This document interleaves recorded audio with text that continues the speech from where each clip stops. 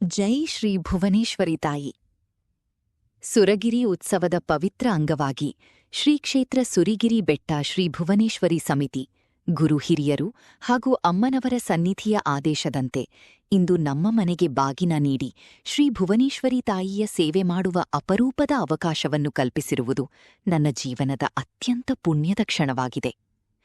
ಈ ದೈವಿಕ ಸೇವೆಗೆ ನನ್ನನ್ನು ಆಯ್ಕೆ ಮಾಡಿ ಆಶೀರ್ವದಿಸಿದ ಶ್ರೀ ಭುವನೇಶ್ವರಿ ತಾಯಿಗೆ ಅನಂತ ಕೋಟಿ ಪ್ರಣಾಮಗಳು.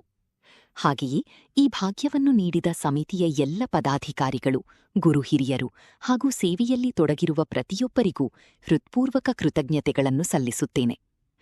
ತಾಯಿಯ ಕೃಪಾಶೀರ್ವಾದವು ಎಲ್ಲ ಭಕ್ತರ ಮನಗಳಲ್ಲಿ ಸದಾ ನೆಲೆಸಿ ಸುಖ, ಶಾಂತಿ, ಆರೋಗ್ಯ, ಐಶ್ವರ್ಯ ಮತ್ತು ಸಮೃದ್ಧಿಯನ್ನು ಕರುಣಿಸಲಿ ಎಂದು ಪ್ರಾರ್ಥಿಸುತ್ತೇನೆ. ಹೃತ್ಪೂರ್ವಕ ಧನ್ಯವಾದಗಳು. ಜೈ ಶ್ರೀ ಭುವನೇಶ್ವರಿ ತಾಯಿ. ಪಾರ್ವತೀಪತಿಯಿ ಸಾಮುಧೂರು. ಅದಕ್ಕೆ ಅವ್ರ ಕೈಯಾರೆ ನಡೆಯುವಂತ ಈ ಉತ್ಸವಕ್ಕೆ ಏನಿರ್ತೈತೆ ಅಮ್ಮನ ಅಪ್ಪಣೆ ಐತಿರಿ, ಅದು ವಾಣಿ ಆಗತ್ತಿರಿ, ದೇವಸ್ಥಾನ ಪದ್ಧತಿ ಇದೆ. ಹಿರಿಯರೆಲ್ಲ ಬಂದು ನಿಂತ್ಕೊಂಡು ಧೂಪ ಹಾಕ್ತಾರೆ ನಸುಕಿನಲ್ಲಿ. ಅಮ್ಮನ ವಾಣಿ ಧಾರ್ಮಿಕ ವಿಧಿ ಏನು ಅಂದ್ರೆ ಅವತ್ತು ಹಚ್ಚಿದ ದೀಪ ಆರಂಗಿಲ್ಲ, 108 ದಿನ ತನಕ ಕಾಯ್ಬೇಕು, ಕಾಯ್ತಿರ್ತಾರೆ. ಅವ್ರ ಯೋಗದಲ್ಲಿನೇ ಆ ಭಾಗ್ಯ ಸಿಕ್ಕೈತೆ. ನಾಯಕತ್ವದ ಗುಣವನ್ನ ದೈವ ಅವ್ರಿಗೆ ಹುಟ್ಟಂದನೆ ಕೊಟ್ಟು ಕಳಿಸಿದಾನಮ್ಮ. ಅದಕ್ಕೇನಂದ್ರಮ್ಮ, ನೀವು ಎಲ್ಲರೂ ಪ್ರೀತಿ, ವಿಶ್ವಾಸ, ಸಹಕಾರದಿಂದ ಏನಾಗೈತಂದ್ರೆ ಅವರು ಎತ್ತರ ಬೆಳೆಯೋದಕ್ಕೆ ಏನೈತಂದ್ರೆ ನೀವು ಗೊಬ್ಬರ ನೀರಾಗಿ ಎಲ್ಲರೂ ಸಪೋರ್ಟ್ ಮಾಡ್ತಾ ಇದ್ದಾರಮ್ಮ. ಅದಕ್ಕಾಗಿ ಅವ್ರನ್ನ ಇನ್ನೂ ಬೆಳೆಸೋಣಮ್ಮ.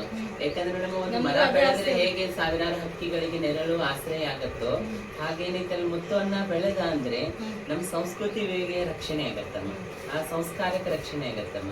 ನಮ್ಮ ನಾಡಿನಲ್ಲಿರುವಂತ ಏನವ್ರು ಕಟ್ಟಿದ ಕನಸುಗಳದಲ್ಲಮ್ಮ, ಅದು ಎತ್ತರ ಬೆಳಿಬೇಕಾಗಿತ್ತು ಅಂದ್ರೆ ನಾವು ಗೊಬ್ಬರ ಆಗಿನೇ ಅವ್ರಿಗೆ ಆಶ್ರಯ ನೀಡಬೇಕೇ ಹೊರತು ಏನೈತ್ಲಮ್ಮ ಅದನ್ನ ಒಟ್ಟೆ ತುಳಿಯುವಂಥದ್ದು ಮಾಡೋದು ಬೇಡ.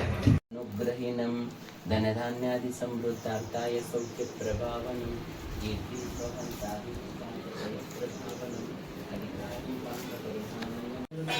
ಅಮ್ಮನ ಉತ್ಸವ ನಡೆಸ್ತಾರೆ. ಆ 45 ಹಳ್ಳಿ ಹಿಂದ ಮಾಡ್ಬೇಕಂತ ಏನೂ ಇಲ್ಲ ರೀ. ಅದು ಅಂದಿನಿಂದ ಏನ್ ಪದ್ಧತಿ ಅಂದ್ರೆ ಸುರಿಗಿರಿ ಒಳಗ್ರಿ ಅಮ್ಮ ಯಾರಿಗೆ ಅರ್ಪಣೆ ಕೊಡ್ತಾರ ಅವರೇ ಅದ್ರ ಇದನ್ ಮಾಡೋದ್ರಿ, ಸಂಸ್ಕಾರ ಮಾಡ್ತಾರೆ.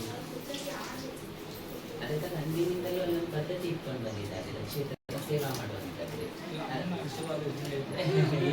ಯಾಕಂದ್ರೆ ನೀವು ಮಾಡಿದ್ರು ಸಹಿತ ತಾಯಿ ಭುವನೇಶ್ವರಿ ಸೇವನೆ ಮಾಡ್ತಾ ಇದ್ದೀರಿ. ಅದಕ್ಕಾಗಿ ಅಮ್ಮ ಏನ್ ವಿಚಾರ ಮಾಡಿದ್ದಾಳೆ ನಮಗೆ ಈ ಸಾರಿ ಆಗಿರೋ ಸಂತೋಷ ಏನಂದ್ರಿ, ನಮ್ ನಾಗರಾಜ್ ಅಂತೂ ಅತೀವ ಸಂತೋಷ ಪಟ್ಬಿಟ್ಟಿದ್ದಾನ್ರಿ. ಯಾಕಂದ್ರೆ ಇಷ್ಟು ವರ್ಷದೊಳಗ್ರಿ ಅಂದಿನಿಂದಲೂ ಯಾರು ಹೇಳ್ತಾರ ಅವರೇ ಬಂದು ಉತ್ಸವ ಮಾಡಿದ್ದಾರೆ. ಈ ಸಾರಿ ಏನೋ ಸ್ಪೆಷಲ್ ಐತೆ ಅನಿಸ್ತೈತ್ರಿ. ಯಾಕಂದ್ರೆ ಅನ್ನಾರ ಕಡೆಯಿಂದ ಅಮ್ಮನ ಕಾರ್ಯ ವೈಖರಿ ನಡೆಯುವಂತದ್ರಲ್ಲಿ ಮುಖಂಡದ ನಮ್ಗೆ ಉಳಿದ 10 ಜನ ಯಾರದಾರ ನಮ್ಗೆ ಇಂಪಾರ್ಟೆಂಟ್ ಆಗೇ ಇಲ್ರಿ. ಅವ್ರ ನಿಮಿತ್ತಿಗೆ ಇರ್ಲಿಕ್ಕರೆ ನಮಗ ಅನ್ನಾರೊಬ್ಬರು ಬಂದಿದ್ದಾರಲ್ಲ, ಅವ್ರ ಹೆಸರೇ ತಕ್ಕಂಗನೆ ಒಂದು ಅಮೂಲ್ಯ ರತ್ನನ ರೀ ಅದು.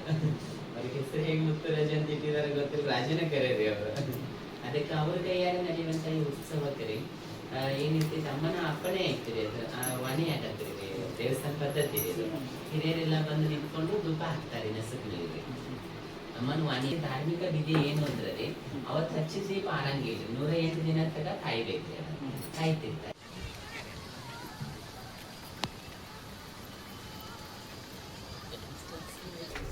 ಒಳ್ಳೇದ್ರಿ.